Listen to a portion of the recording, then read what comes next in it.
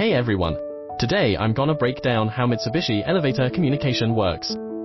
I know this might sound a bit technical, so I built this simple demo setup to make things easier to visualize. Let's start at the P1 board. The communication runs through two connectors, CS, car communication, and HS, hall call. The hall call wiring is super basic, just these few wires here. These two. They're connected to the hall power supply to juice up the call panel. Now, the car communication wiring's a bit trickier. It goes from here to the J1A connector on the car top board. The cable is super short and runs through the traveling cable, so it's kinda hard to see. From J1A, it hooks up to the A1A connector on the car comms board. This one here, that's linked to the car display panel. The B2 connector powers the car comms board. There is a switch mode power supply, either in the car operating panel or on the car top. These connectors over here, those are for the open, close buttons. They plug into the control panel at the bottom of the car's operating box.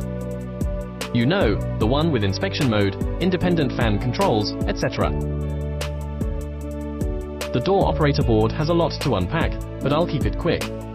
This wire I added connects to the door motor. The DM3 here hooks up to the big capacitor.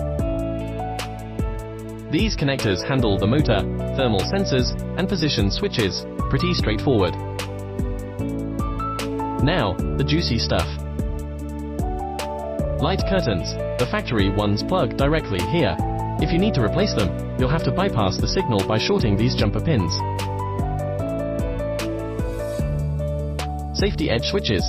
Terminals 420 and 30 need to be wired in series.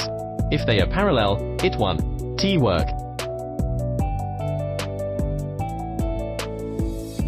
These LEDs are your troubleshooting buddies for car top issues. D21 lights up when there's an open door command. D22 lights up for closed door commands. OLT, this single indicator lights for both open, close position switches. Kinda weird, I know. LWDT glows when the chip is functioning normally. Dock checks for light curtain or open button signals, lights up if there's a request. GOF stays lit when the door motor power's cut. There's way more to unpack, but I'll stop here. If anything's unclear, just hit me up in the comments.